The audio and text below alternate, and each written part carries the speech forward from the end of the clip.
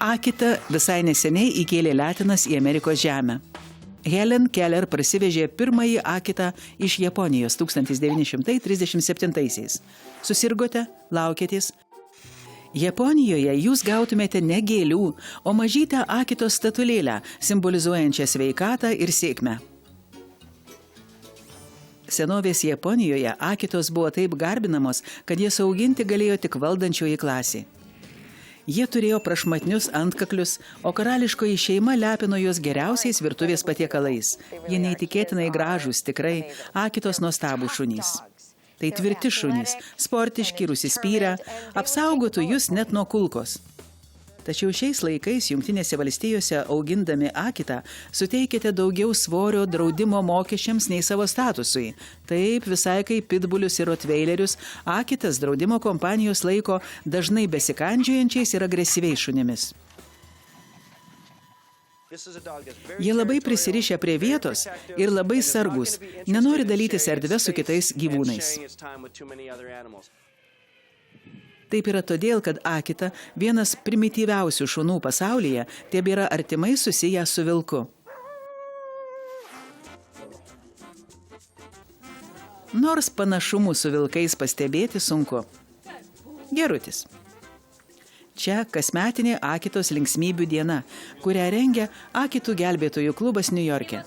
Nuo praėjusių metų jis neteko 7 kilogramų, tad aprengėm taip, lyg būtų ką tik į sporto salės. Šiandien čia sveikinami žmonės, kurie paima šunyčius į savo namus, kai šie neturi kur eiti. Beveik pusė Amerikoje gyvenančių Akitų gyvenimą baigia šunų prieglaudose, kur didžioji jų dalis būna užmigdoma.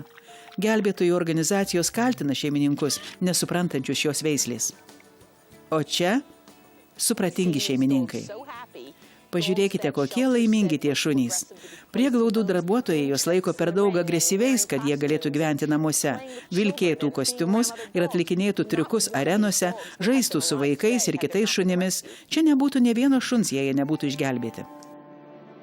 Akita atsirado prieš kelis šimtmečius atšiaurioje šaltų sniegų užklotoje Akitos prefektūroje, Japonijoje.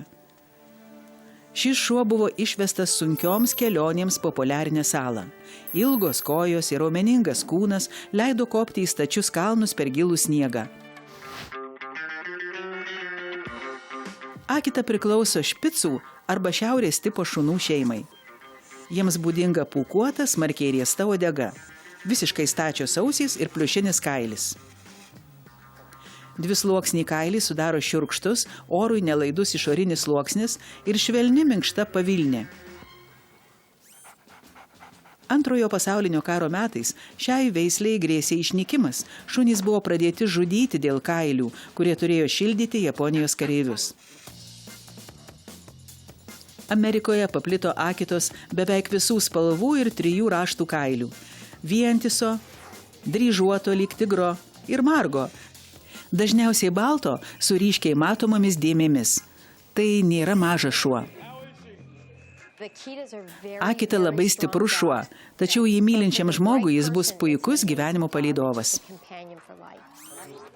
Apie šios veislės atsidavimą sklando legendos.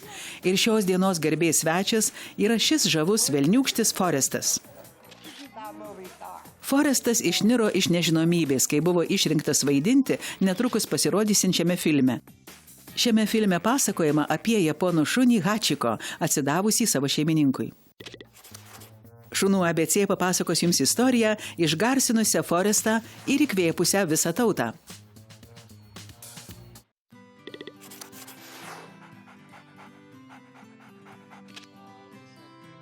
Ketverių metų Akita Forestas, Akitų gelbėjimo skirto renginio garbės svečias. Iš niekam nežinomo augintinio Forestas tapo pasaulinė įžymybė. Forestas ką tik baigė filmuotis kino juostoje Hachiko, šuns istorija, kur vaidino kartu su Richardu Giru.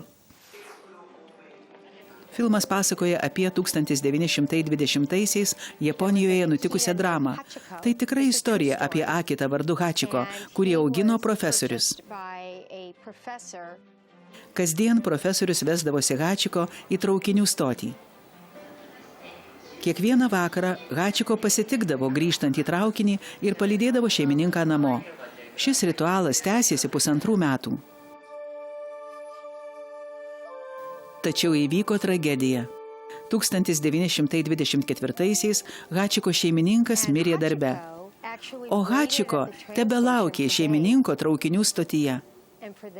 10 metų šuo kasdien ateidavo į traukinių stotį.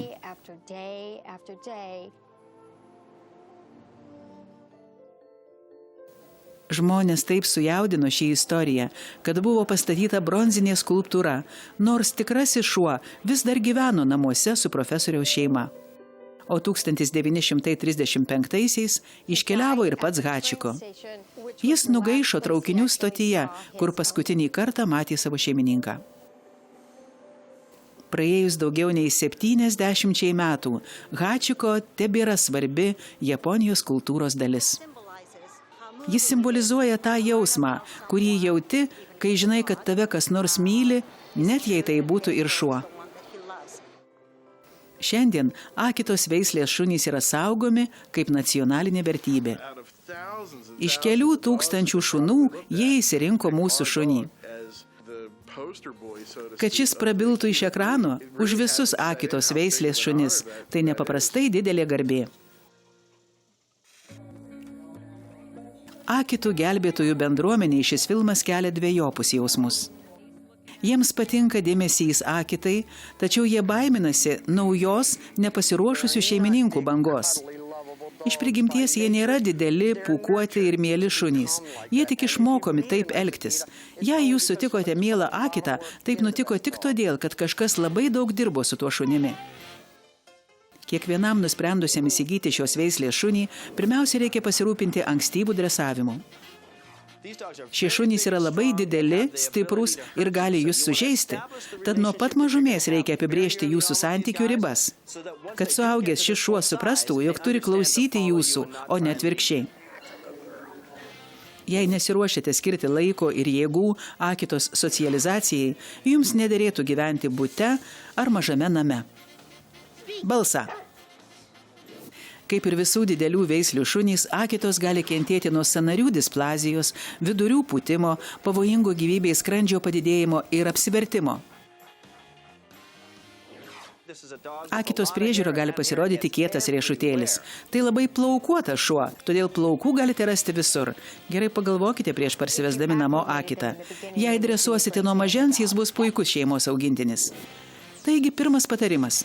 Geriau nelaikykite Akitos daugiabučiame, kur daug žmonių ir gyvūnų. Šie gana sveiki šunys gali sirgti dideliems šunims būdingomis ligomis, kaip vidurių įsipūtimas ir displazija. 2 kart per metus Akitas smarkiai šeriasi, tad neapsieisite be intensyvios priežiūros. Jei anksti pradėsite dresuoti, šis šuo paklus jums. Viską gerai apgalvokite prieš parsivesdami jį namo.